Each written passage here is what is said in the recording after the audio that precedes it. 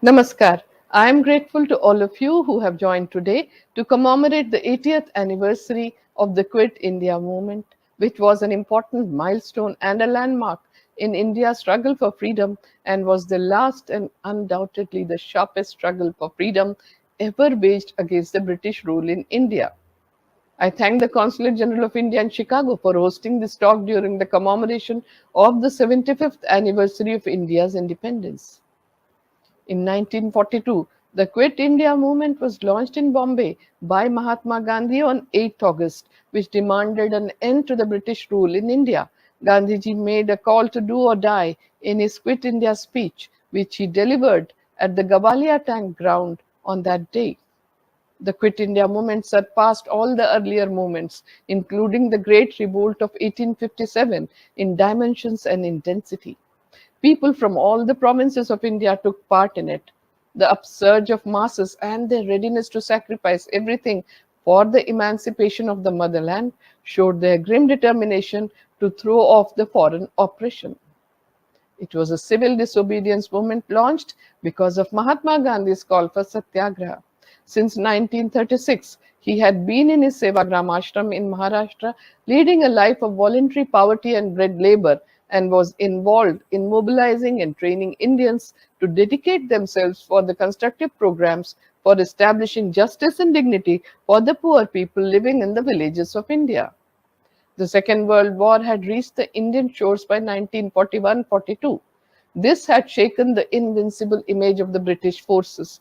There was immense fear and anxiety among the Indian masses and resentment against the humiliating, uncivilized, and obscene behavior of the white soldiers towards Indians. Gandhiji appealed for calm amidst fear and uncertainty and recommended establishing of the village defense units to guard against looting and robbing in times of anarchy. On 25th February 1942, Winston Churchill, the then Prime Minister of England, appointed a subcommittee to study the Indian problem. The committee sent Sir Stafford Cripps, a British statesman, a member of the War Cabinet, and a diplomat to discuss the British government's draft declaration on the Constitution of India with certain conditions. It said that India should be made a republic with the condition that she will join the Commonwealth as a dominion associated with the United Kingdom. Cripps wanted to hold discussions with the representative Indian leaders from all parties about this proposal. He came to India with a personal prestige, goodwill, and authority on 22nd March 1942 and began his work on the same day. He met most of the Indian leaders except Mahatma Gandhi. The British Viceroy Lord Linlithgow advised him to talk to Mahatma Gandhi if he wanted to succeed in his mission. They requested Mahatma Gandhi to come to Delhi from the Sevagram ashram. They met on 27th March 1942 at 3 Queen Victoria Road in Delhi, which was later renamed as Dr. Rajendra Prasad Road. The meeting lasted well over 2 hours. The proposal seemed to Gandhiji as laughable. He saw that the shortcomings clearly and said the proposal was like a post-dated check. Later, Cripps reported about Gandhiji's remarks in these words, and I quote, he said he thought it would have been better if I had not come to India with a cut and dried scheme to impose upon Indians. Unquote. Cripps continued having dialogues with other leaders but did not meet Gandhiji again. Most of the political parties and the groups of that time rejected the proposal later.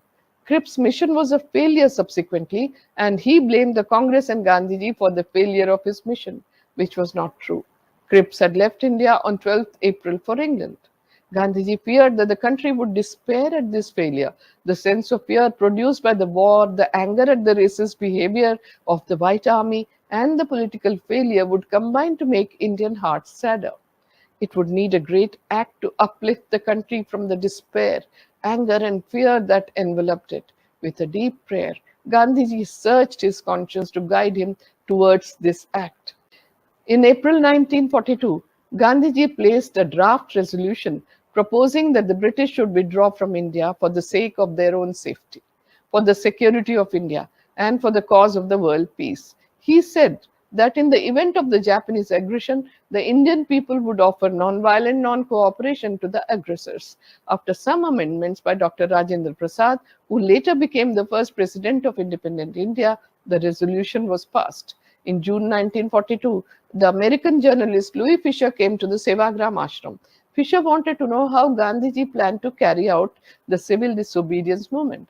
Gandhiji clarified that the demand that the British should withdraw from India was made only after Cripps returned to England. Cripps' visit to India had raised the hopes of the Indians, and the British government had also contributed to raise people's expectations. When the Cripps mission failed, all this hope turned to dust. The concern before Gandhiji was to place a strategy of the program that could fill the void and unrest and arrest the spread of despondency and melancholy in the country. He had realized that the British presence in India was the real obstacle to the resolution of the Indian problems. Gandhiji's philosophy was based on the principles of truth and nonviolence. His dream was rooted in an immense and inexhaustible faith in the people of India. He had the confidence that the ordinary people of India were capable of offering immense sacrifice for the freedom of the country. This could even include the voluntary sacrifice of life by a large mass of people. In May, June, and July 1942, Gandhiji was extremely busy in the preparations before launching the movement of Satyagraha. He prepared the transfer of power document for launching the struggle. His women associates and disciples such as Meera Bain, Khurshid Bain Nauroji, Mridula Sarabhai, Rajkumari Amrit Kaur, and others were sent on the tour of different provinces to prepare the public for participating in the movement. He called his associates and confided in them about his plans. Gandhiji was confident that the strategy would evolve in response to the changing circumstances. He felt instinctively that now was the time to test nonviolence. In all his experiments with nonviolence, Gandhiji had remained steadfast to the ideals, but changed his strategy to suit the demands of the situation facing him. From the beginning, Gandhiji had faith in one force, the power of truth as God. The British government had made full preparation to suppress the movement even before it was launched. They even planned to fly Gandhiji and some other leaders to Aden or Uganda, but it was given up in view of Gandhiji's health and opposition of the Indian members of the Viceroy's Executive Council, and it was decided instead to detain Gandhiji in Pune in Maharashtra. The main emphasis in the Quit India resolution was that non-violence is the basis of the movement. It also said that ending the foreign rule is our aim, subject to inexorable condition of non-violence. There was no mention of any type of sabotage and violence, and they directed the movement to follow the traditional practice of satyagraha. The British government was prepared in every respect 4 days before the leaders met in Bombay in the first week of August 1942 for the session. Thousands of people had reached Bombay and awaited Gandhiji's command, and their focus was on the events that were to unfold at the Gavalia Tank Ground. The volunteers were no less enthusiastic than the leaders.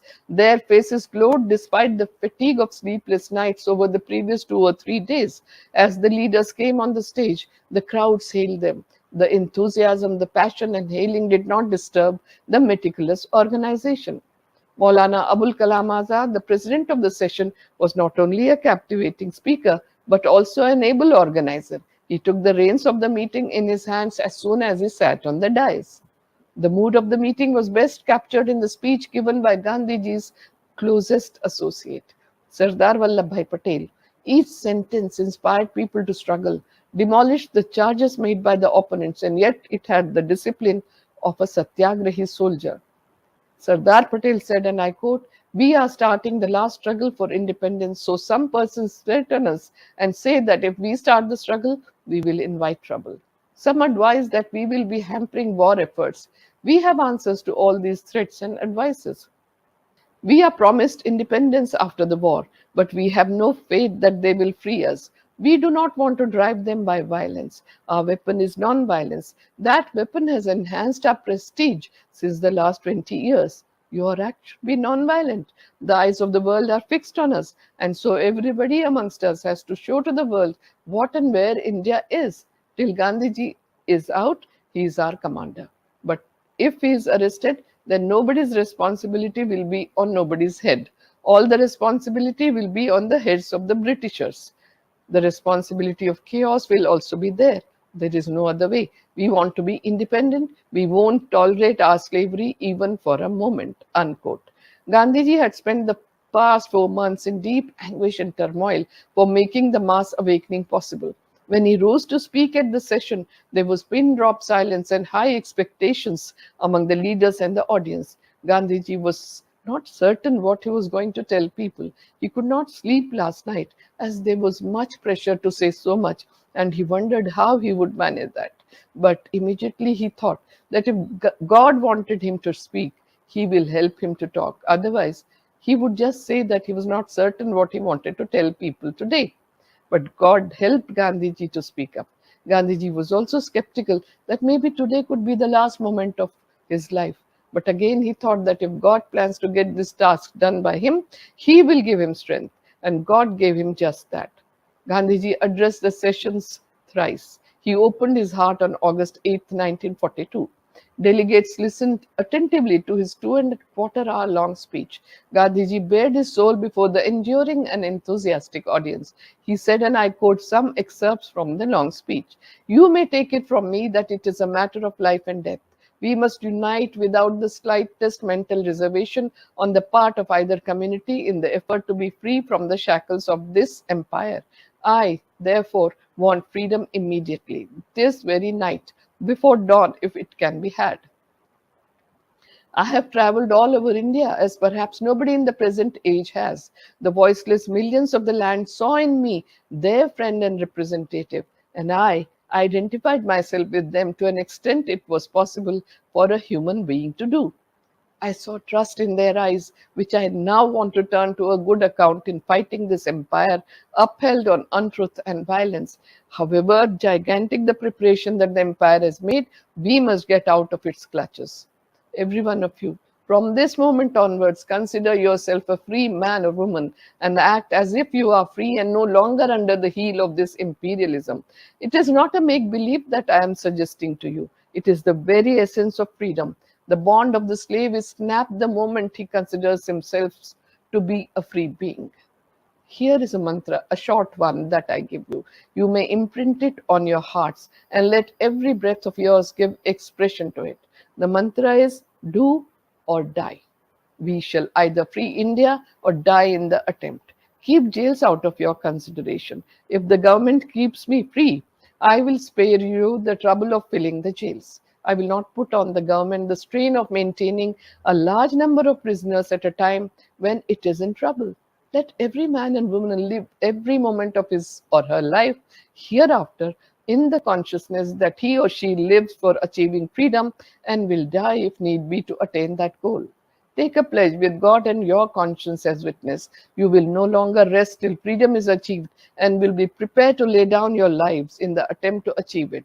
He who loses his life will gain it. He who seeks to save it will lose it. Freedom is not for the coward or the faint-hearted. Unquote. Gandhiji made specific appeals to the press, the princes, the government servants, and the students. He spoke directly to the foreign press assembled at the venue and said, and I quote, through you, I wish to say to the world that United Nations who say they have a need for India have the opportunity now to declare India free and prove their bona fides. If they miss it, they will be missing an opportunity of their lifetime, and history will record that they did not discharge their obligation to India in time and lost the battle. I want the blessings of the whole world so that I may succeed with them. Unquote. After the speech, the streets of Bombay were agog with rumors that Gandhiji and other leaders would be arrested. In the early morning of 9th August at 4 a.m., Gandhiji was arrested along with his secretary Mahadev Desai and his British disciple Miss Madeline Slade, known as Meera Bahan. Sardar Patel was arrested earlier at night for his turn speech. Gandhiji's wife, Kasturba Gandhi, and another of his secretaries, Pyarelal Nayyar, were given a chance. They could accompany Gandhiji if they so desired, albeit as prisoners. Otherwise, they were not to be detained. It was a difficult problem for Kasturba Gandhi. Should she accept imprisonment or stay out to carry on Gandhiji's work? She sought Gandhiji's counsel, and Gandhiji said, and I quote, if you ask me what I would like you to do, then I would like that you address the Shivaji Park meeting in Bombay on my behalf and get arrested on your own right. But I would not prevent you from coming with me. It is possible that they may not keep you with me after your arrest. You should decide considering all this. Unquote. Kasturba Gandhi's predicament was severe. but she arrived on the great decision in a fraction of a moment. She spoke in a grave voice and said, and I quote, "If you ask me what I would like to do, it would be to stay with you. But more than that, I would like to fulfill your desire. I will stay back." On 9th August, as Kasturba Gandhi stepped out to address the meeting at Shivaji Park, she was arrested. Gandhiji's arrest marked the launch of the movement spontaneously. The government's response to the movement was quick. Almost all the leaders were imprisoned without trial within few hours of Gandhiji's speech. Many of the imprisoned stayed during the war in the prisons with no contacts from outside world. The city plunged into general strikes, processions, demonstrations, charkha spinning, picketing against shops of foreign clothes and liquor, flag salutation ceremonies, political meetings, and the outburst of popular unrest. After the arrest of numerous leaders, people took over the command of the movement. Quit India movement demonstrated tenacity and bravery, defiance and determination, forgiveness and perseverance of people. Famous leaders and little known or unknown men and women played a major role. They created history with their passion for the motherland and the drive for freedom. Gandhiji's leadership was charismatic and people's participation was astounding. Although they had their moments of despair and desolation, they surpassed the obstacles of violent outbursts and repression by the British. Together, they opened uncharted avenues to reach the destination of independence. An aspect of the Quit India movement that is rarely spoken about is the way it encouraged Indian women to come out of the thresholds of their homes and raise their voice against the British rule. Women were active throughout the movement. As most of the leaders and men were behind bars, women took to the streets, raising slogans, holding public lectures, organizing processions, distributing bulletins and other nationalist leaflets, holding demonstrations, continuing to spin, teaching Hindustani and bringing Gandhiji's message in the precincts of homes. The women of India at large were endowed with a new spirit on the call of Mahatma's do or die. There are a few women whose contribution history can never forget, like Usha Mehta of Bombay, who kept up the struggle through the underground radio, passionately propagating the messages of freedom and disseminating information about the struggle against the coercive rule of the British government. Aruna Asaf Ali unfurled the national flag at the flag hoisting ceremony at the Gavalia Tank Ground on August 9, 1942. Sucheta Kriplani established contacts with groups still active throughout India and encouraged them to continue non-violent activities. Dr. Sushila Nair was imprisoned with Kasturba Gandhi, Mahatma Gandhi, and Mahadev Desai in Aga Khan Palace jail in 1942. Rajkumari Amrit Kaur led processions day after day and faced the police brutality 15 times and was arrested subsequently. Matangini Hazra from Midnapur district, West Bengal, led 6,000 supporters holding the tricolour flag high to capture the Tamluk police station until she was shot dead by the British Indian police in front of the Tamluk police station on 29 September 1942. Students from various institutions and colleges were active during the movement. The government took recourse to arrest and firing, leading to further chaos and disorder. Unrest spread to the interiors of the Bombay Presidency, like in the other provinces. The police and the British Army in India led a violent crackdown, arresting over 1 million people. The total civilian deaths after the Quit India protests, however, were close to thousands. The underground press contributed to getting Mahatma Gandhi's mantra out to the masses. Do or die became the unifying rallying cry for the civil disobedience campaign that spread across the subcontinent and lasted from August 1942 to September 1944.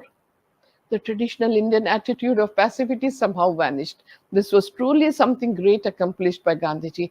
Perhaps he himself was not aware of the forces he was unleashing. The greatest impact Gandhiji made was in making the Indians shed their innate fear. He restored to the Indians the erect posture and made them look any foreigner in the face. He made people shed the fear of heavy sticks, the prison, even the bullets. This was no mean achievement, and since it was done, it could not delay the freedom much longer. The Indian by 1930 had, so to say, found his soul. This came to be carried on a little further in the Quit India movement. What is remarkable is the fact that Gandhiji had faith in people's power right from the beginning of his struggle, a faith that rarely found an echo in the government or in the minds of the leaders and intellectuals of India. This was the faith that rattled the colonial rule in India. And this was the faith that stirred nationalist spirit during the Quit India movement. The momentum it provided in securing the country's independence proved unstoppable. The British government realized it was impossible to keep India under reins in the long run. Finally, India gained freedom on 15th August 1947. It was a defining moment in bringing an end to colonialism in other parts of the world too. As Gandhiji had visualized and predicted, the freedom to India paved way to the freedom to most of the colonies of Asia and Africa. I once again take this opportunity to thank the Consulate General of India in Chicago and the Indian Council for Cultural Relations for hosting the talk. My special thanks are to all of you who have joined me online. Namaskar.